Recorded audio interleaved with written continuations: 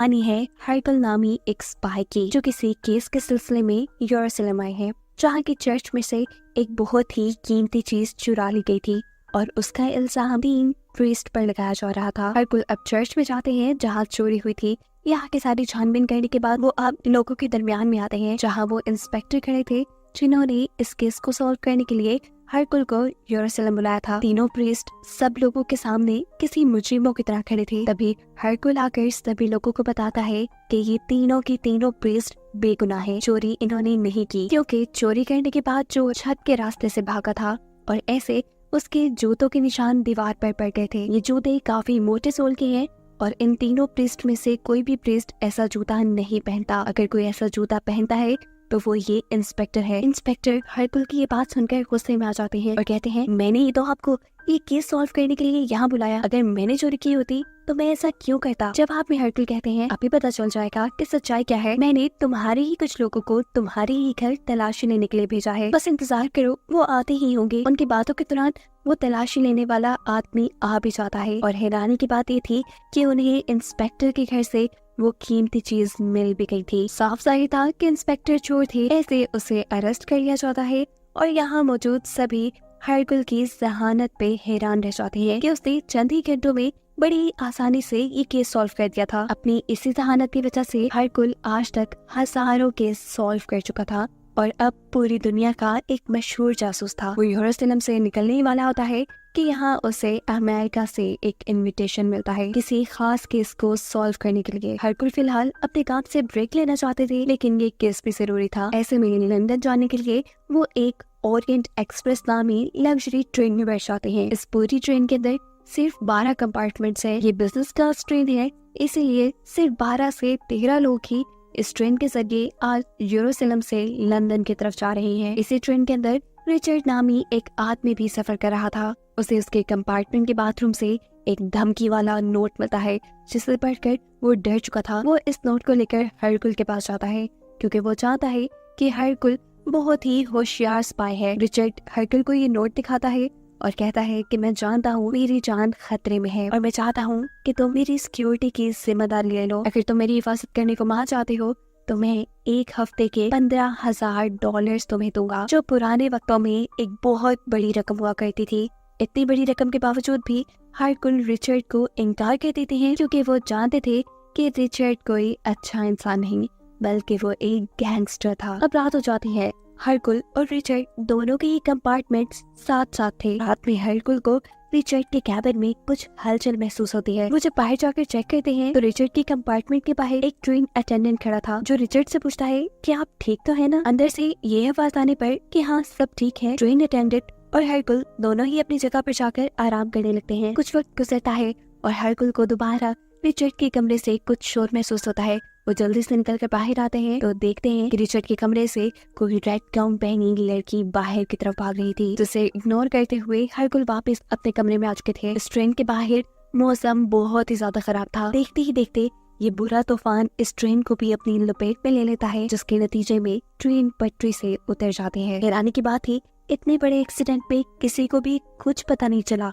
जब ये लोग सुबह उठे तो इन्हें मालूम हुआ कि ये लोग यहाँ फंस चुके हैं। सभी लोग ट्रेन के लॉन्च में मौजूद थे और जो यहाँ नहीं था वो सिर्फ रिचर्ड ही था। हरकुल देखते हैं कि रिचर्ड के कमरे के बाहर वेटर काफी देर से उसका दरवाजा नॉक कर रहा है, लेकिन अंदर से कोई रिस्पॉन्स न आने पर हरकुल के बाद जांच आते हैं कि अंदर कुछ न कुछ तो गड़बड़ है। वो अब रिचर्ड के कंपार्टमेंट के दरवाजे को तोड़ने की कोशिश में लग जाते हैं। मेनवाइल वो वेटर से एक डॉक्टर और ट्रेन के मैनेजर को बुलाने को कहते हैं। दरवाजे के खुलने पर इन सब लोगों के होश उड़ चुके थे, क्योंकि यहाँ ये लोग देख रहे थे कि रिचर्ड मर चुका था। उसका मर्डर किया गया था। कई मर्तबा उसके पेट में बुरी तरह चाकू से वार करके उसे मारा गया था। ट्रेन का मैनेजर तो काफी घबरा चुका था क्योंकि उसकी ट्रेन के अंदर ये मर्डर हुआ है। वो अब हरकुल से कहता है कि प्लीज किसी भी तरह करके आपको इस केस को सॉल्व करना ही पड़ेगा, ये हमारी कंपनी का सवाल है। हरकुल उसका केस लेने से साफ इनकार कर चुके थे क्योंकि वो जानते थे कि ये आदमी एक क्रिमिनल है। लेकिन यहाँ ट्रेन का मैनेजर, जो हरकुल का दोस्त भी था, वो सिर्फ फोर्स करता है कि किसी भी तरह अगले स्टेशन पे जाने से पहले इस केस को सॉल्व कर दो। मैं नहीं चाहता कि हमारी कंपनी का नाम इस केस की वजह से खराब हो जाए। ना चाहते हुए भी हरकुल को ये केस लेना पड़ता है। केस सॉल्व करने के लिए वो जब रिचर्ड के कंपार्टमेंट के पास आते हैं तो वहाँ उन्हें बेहोशी की मेडिसिन मिलती है। पहली चीज तो वो ये पता चलाते हैं कि रिचर्ड को बेहोश करके मारा गया होगा, इसीलिए उन्होंने मरते वक्त ना तो शोर मचाया और ना ही अपने आप को बचाने की कोशिश की। यही हरकुल को एक रुमाल मिलता है जो काफी कीमती था और इसके ऊपर एच लिखा था। इसके अलावा भी हरकुल को यहाँ काफी अजीबोगरीब सबूत मिलते हैं जिसे हरकुल फेक करार दे देता है और कहता है कि ये सारी चीजें यहाँ पुलिस को डिस्ट्रैक्ट करने के लिए रखी गई हैं। उसे जो एक सबूत सच्चा लग रहा था वो एक लोहे का जला हुआ टुकड़ा था, जिसे जब वो लाल रंग के ऊपर रखते हैं तो उसके ऊपर लिखा हुआ मैसेज वाजिया हो जाता है, जिसमें लिखा था As a strong blood is in your hand, you will die। यानी जो खून तुमने किया था उसके बदले तुम मरोगे। ये पढ़ने के बाद हरकुल ट्रेन मैनेजर से कहते हैं कि कोई इतना आसान केस नहीं, ये मर्डर एक खून का बदला है और केस बिगड़ भी सकता है। यहाँ पर हरकुल ट्रेन मैनेजर को रिचर्ड के किए सबसे अफसोसनाक मर्डर की कहानी सुनाता है, जो कि उसने एक डेसी आर्मस्ट्रॉन्ग नामी छोटी सी बच्ची का किया था। रिचर्ड ने उस बच्ची को उसके घर से किडनैप किया, उसके बदले उसके से बहुत से पैसे मांगे, लेकिन पैसे लेने के बावजूद भी उन्होंने उसकी बेटी का मर्डर कर दिया। ये सदमा आर्मस्ट्रॉन्ग की वाइफ बर्दाश्त नहीं कर पाई और अपनी बेटी के दुख में मर गई। उनके साथ साथ उनका दूसरा बच्चा भी इस दुनिया में आने से पहले ही मर गया। मैनेजर हैरान थे कि हरकुल को इस केस के अंदर की स्टोरी भी कैसे पता थी। हरकुल जवाब में कहते हैं कि मुझे आर्मस्ट्रॉन्ग ने इस केस की इन्वेस्टिगेशन के लिए हायर किया था, लेकिन इससे पहले कि मैं उनकी मदद के लिए उनके पास पहुंचता, अपनी फैमिली के मरने के गम में उन्होंने सुसाइड कर ली थी। और ऐसे बहुत से लोगों ने अपने बहुत प्यारों को खो दिया। ये लोग अब ट्रेन के अंदर वापस चले जाते हैं, जहाँ पर हॉवर्ड नामी एक पैसेंजर हरकुल को बताती है कि रात किलर उसके भी रूम में आया था। उसने किलर के आने के बारे में ट्रेन अटेंडेंट को भी बताया, लेकिन ट्रेन अटेंडेंट ने उसकी बात पे कोई यकीन नहीं किया। वो यहाँ हरकुल को एक बटन देती है जो शायद उस किलर का ही था। हरकुल बटन को देखकर पहचान जाता है कि ये बटन किसी ट्रेन अटेंडेंट का है, लेकिन इस ट्रेन के अंदर सिर्फ एक ही ट्रेन अटेंडेंट था और उसका यूनिफॉर्म देखने पर उसकी शर्ट में सारे बटन थे, यानी वो तो किलर नहीं हो सकता था। इसके बाद हरकुल इस ट्रेन के सभी पैसेंजर से इन्वेस्टिगेशन करना शुरू कर देता है और पहुंचता है प्रिंसेस के अपार्टमेंट में। वो प्रिंसेस से सवाल करता है कि क्या आप किसी आर्मस्ट्रॉन्ग नामी फैमिली को जानती थी? प्रिंसेस बताती है, हाँ मैं जानती थी। मैं डेजी आर्मस्ट्रॉन्ग की गॉड मदर थी, यानी उसे रिलीजन के बारे में पढ़ाती थी और डेजी आर्मस्ट्रॉन्ग वही बच्ची थी जिसका रिचर्ड ने मर्डर किया था। प्रिंसेस पूछती है कि आर्मस्ट्रॉन्ग फैमिली का इस केस से क्या ताल्लुक? हरकुल जवाब में बताते हैं कि जिस आदमी का रात मर्डर हुआ है वही आर्मस्ट्रॉन्ग फैमिली की मौत का जिम्मेदार था। ये बात सुनने के बाद प्रिंसेस रिलैक्स हो जाती है और कहती है कि शुक्र है वो आदमी मर गया, मैं उससे नफरत करती हूँ। उनकी इस हरकत से हरकुल को प्रिंसेस पे शक होता है कि कहीं उन्होंने ही तो रिचर्ड को नहीं मरवाया। वो यहाँ उनके सामने एक रुमाल रखते हैं जो उन्हें रिचर्ड के पास से मिला था और उसकी गवर्नेंस से कहते हैं, क्या ये तुम्हारा है? गवर्नेंस कहती है, नहीं ये तो बहुत महंगा है और मैं इतना महंगा रुमाल अपने पास नहीं रख सकती। हरकुल को ये रुमाल गवर्नेंस का इसलिए लग रहा था क्योंकि उसका नाम भी एच से शुरू होता था और एच ही इस रुमाल पे लिखा था। खैर इन्वेस्टिगेशन करते करते हरकुल इस नतीजे पे पहुंचते हैं कि मर्डर जिसने भी किया था उसने अटेंडेंट के कपड़े पहन के किया था। हो ना हो उन्होंने वो कपड़े अपने सामान में ही छुपाए थे, इसीलिए वो सभी पैसेंजर्स का सामान चेक करते हैं।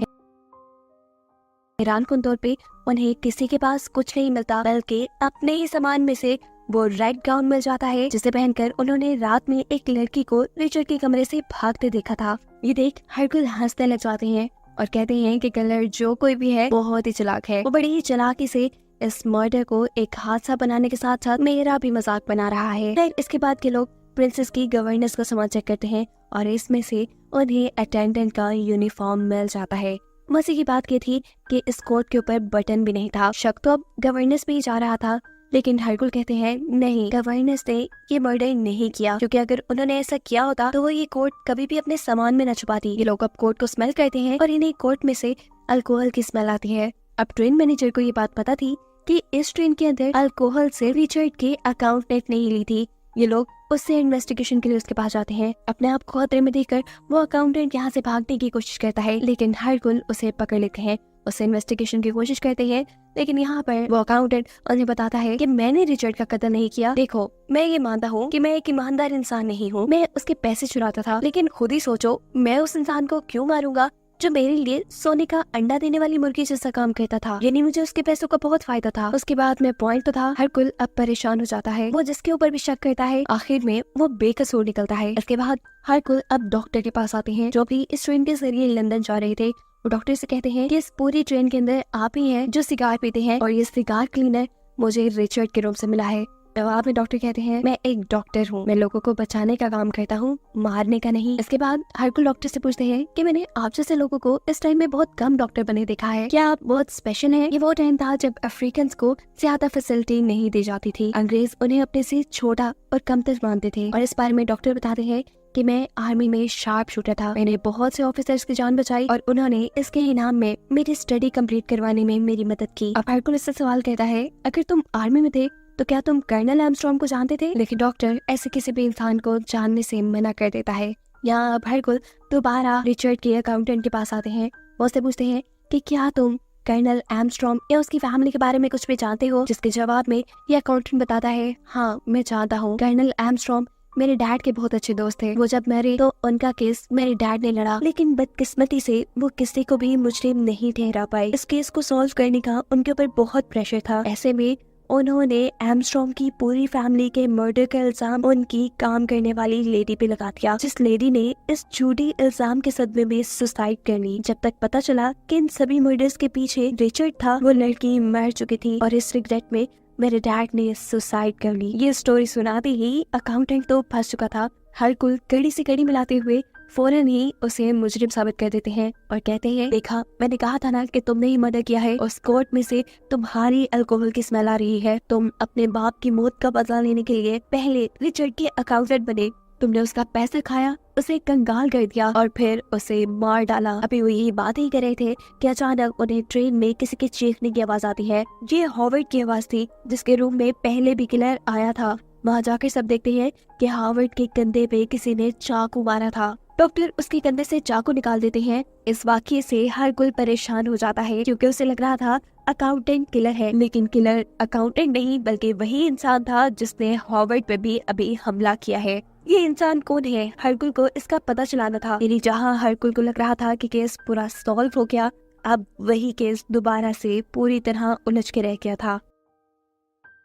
खैर अब हरकुल एक और महत्वपूर्ण इन्वेस्टिगेशन स्टार्ट करता है। इस इन्वेस्टिगेशन में वो सारे लोगों से तफ्तीश करना शुरू करता है और एक ऐसे कपल के रूप में आता है जिसमें से लड़की ने अपने पासपोर्ट पे से अपने नाम के साथ छेड़छाड़ की थी। हरकुल पहचान लेता है कि यहाँ पे उसके नाम के आगे एच लिखा हुआ था, यानी उसका नाम हेलिना था और उसने एच हटाकर अलीना कर दिया। हरकुल पूछता है कि तुमने ऐसा क्यों किया? जवाब में वो लड़की कहती है क्योंकि तुम्हें एक रुमाल मिला था जिसपे एच लिखा था। मैं और मेरे हस्बैंड नहीं चाहते थे कि हम तुम्हारे शक के दायरे में आए, इसलिए हमने पासपोर्ट से एच मिटा दिया। उसकी इस हरकत से हरकुल को शक हो चुका था कि शायद यही कपल मर्डर में और हॉवर्ड पर हमला करने में मुलव्विस है। इन्वेस्टिगेशन करते हुए हरकुल को ये भी पता चल जाता है कि डेज़ी आर्मस्ट्रॉन्ग हेलिना की सिस्टर की बेटी थी। शक और भी ज्यादा पक्का हो जाता है कि शायद अपने बहन और उसकी फैमिली के मरने का बदला वो रिचर्ड से उसे मार कर लेना चाह रही हो। है अब इन्वेस्टिगेशन हरकुल स्टार्ट करते हैं और एक ऐसी लड़की से मिलते हैं जो डेज़ी आर्मस्ट्रॉन्ग की नर्स थी और उस दिन उनकी लापरवाही की वजह से रिचर्ड डेज़ी आर्मस्ट्रॉन्ग को किडनैप कर पाया था।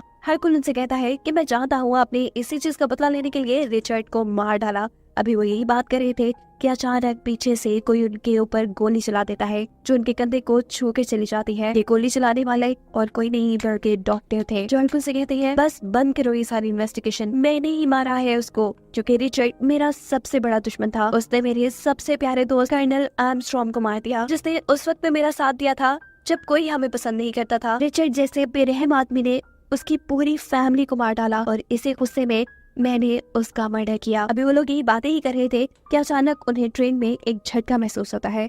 पता चलता है कि जो ट्रेन तूफान की वजह से पटरी से उतर चुकी थी वो वापस पटरी पे आ गई है और आगे चलने के लिए तैयार है। लेकिन अब ट्रेन के चलने से पहले सभी पैसेंजर्स की हरकुल मीटिंग रखता है। वो इन सब से कहता है मैं जानता हूँ कि आप में से कोई भी किलर नहीं है। डॉक्टर जो इस मर्डर को कन्फेस भी कर रहे हैं वो भी किलर नहीं है, लेकिन मर्डर की मिस्ट्री खुल भी नहीं रही और मुझे तो इस मर्डर के पीछे सिर्फ दो ही कहानियां समझ आ रही हैं।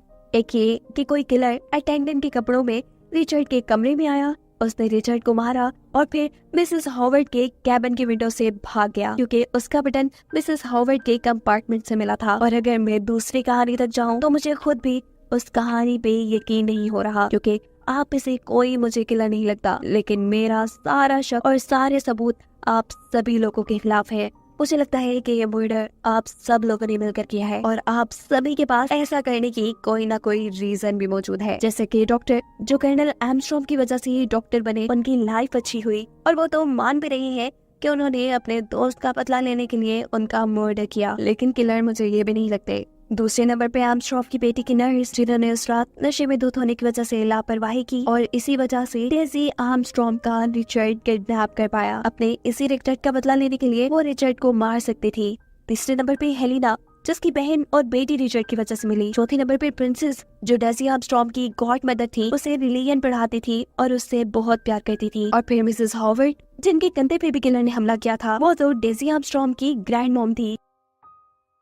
हरकुल की ये सारी बातें सुनकर ट्रेन मैनेजर गुस्से में आ जाता है और कहता है कि अगर यही किलर है तो इनके ऊपर हमला किसने किया था। जवाब में हरकुल कहता है, तुम अभी समझे नहीं, ये सब के सब लोग मिले हुए हैं। देखो उस अकाउंटेंट को, इसे अपने बाप का बदला चाहिए था। वो आदमी और ट्रेन का अटेंडेंट, ये दोनों उस लड़की की फैमिली से हैं जिसके ऊपर आर्मस्ट्रॉन्ग की फैमिली के मर्डर का इल्जाम आ गया था और वो अपनी बहन के मरने का बदला लेना चाहते हैं। और ये पुलिस ऑफिसर और उनके साथ बैठा हुआ आदमी कर्नल आर्मस्ट्रॉन्ग, इन दोनों के भी बहुत अच्छे दोस्त थे और उन्हीं के दिलवाए बैंक लोन की वजह से इन्होंने अपने बड़े बड़े बिजनेसेस शुरू किए। आर्मस्ट्रॉन्ग के मरने का असर इन सब की जिंदगियों पे हुआ था और इन सब ने मिलकर रिचर्ड का कत्ल किया। उसकी ये बात सुनते ही अब यहाँ पर मिसेस हॉवर्ड खड़ी हो जाती है और गुस्से में बोलती है, हाँ हम सब ने मिलके ही किया है, लेकिन इसमें सबका कसूर नहीं, सिर्फ मेरा कसूर है। ये सारी प्लानिंग मेरी थी। वो कहती हैं कि कई सालों से मैं ये प्लान बनाती आ रही हूँ। मैंने ही अपने प्लान के तहत अकाउंटेंट को रिचर्ड के पास जॉब करने के लिए भेजा ताकि वो एक दिन हमारे साथ सफर करने पे मजबूर हो जाए, जहाँ हम उसे मार दें। हमने ही इस अटेंडेंट की ड्यूटी अपनी ट्रेन में लगवाई। हमारी हर चीज प्लान के अकॉर्डिंग हुई और ऐसे हमने रिचर्ड को मार दिया। आपका इस मर्डर से ध्यान हटाने के लिए हमने सबूतों को इधर उधर फैलाया। मैंने अपने आप को चाकू भी मरवाया। वो चाकू डॉक्टर ने मारा था और ऐसी जगह मारा था जहाँ से मुझे ज्यादा चोट न लगे। और ये चाकू इसलिए मारा गया था ताकि आपको लगे कि किलर मर्डर करके यहाँ से भाग गया है, पर आप तो इस मर्डर के पीछे ही पड़े रहे। हरकुल उन सभी की बातें सुनकर दुखी हो जाता है क्योंकि वो खुद भी जानता था कि रिचर्ड कोई अच्छा इंसान नहीं था। उसको मारकर इन्होंने कोई बुरा काम नहीं किया था। हरकुल अब टेबल के ऊपर अपनी गन रखते हैं और यहाँ से जाने लगते हैं। जाते जाते वो कहते हैं कि मैं झूठ नहीं बोल सकता। मुझे अगर किसी ने इस मर्डर के बारे में पूछा तो मुझे सच बताना पड़ेगा और इससे अच्छा यही है कि तुम लोग मुझे यही मार दो। सभी दुखी थे। डेजी आर्मस्ट्रॉन्ग की ग्रैंड मदर जल्दी से वो गन उठा लेती है। हरकुल आगे की तरफ जा रहा था। वो हरकुल की तरफ गन तानती है, लेकिन उनसे हरकुल को मारा नहीं जाता और अब वो उस गन को अपनी गर्दन पे रखकर शूट कर देती है। लेकिन पता चलता है कि उसके अंदर तो बुलेट्स ही नहीं थी जो हरकुल पहले ही निकाल चुका था। वो तो बस इन लोगों को टेस्ट कर रहा था कि क्या इन लोगों के अंदर इतना हौसला है कि ये किसी को मार सकते हैं। ये सब के सब उसके टेस्ट में पास हो गए थे। ये सब मासूम थे। इन्होंने बस अपना बदला लिया था। इसीलिए अब हरकुल इन सब को बचाने का फैसला करते हैं। सफर दोबारा शुरू हो जाता है। वो इन सबसे कहते हैं कि तुम लोगों ने जो भी किया ठीक किया। मैं अगले स्टेशन पे उतरकर पुलिस को यही बताऊंगा कि कोई अनजान आदमी अटेंडेंट के कपड़ों में रिचर्ड के कमरे में आया, उसने रिचर्ड को मारा और फिर मिसेस हॉवर्ड के कैबिन के विंडो से भाग गया। इस वक्त हम सबकी आंखों में हरकुल के लिए इज्जत देख रहे थे। सभी हरकुल की जहानत से भी इम्प्रेस थे कि उन्होंने इतने मुश्किल मर्डर की मिस्ट्री भी चंद दिनों में ही सॉल्व कर दी थी। हरकुल अब सबको बाय कहकर अगले स्टेशन पे उतर जाते हैं क्योंकि उन्हें इस मर्डर की तफसीलात पुलिस को देनी थी और इस केस को यही खत्म करना था, जिन्हें दिखाते हुए ये कहानी यहाँ खत्म हो जाती है।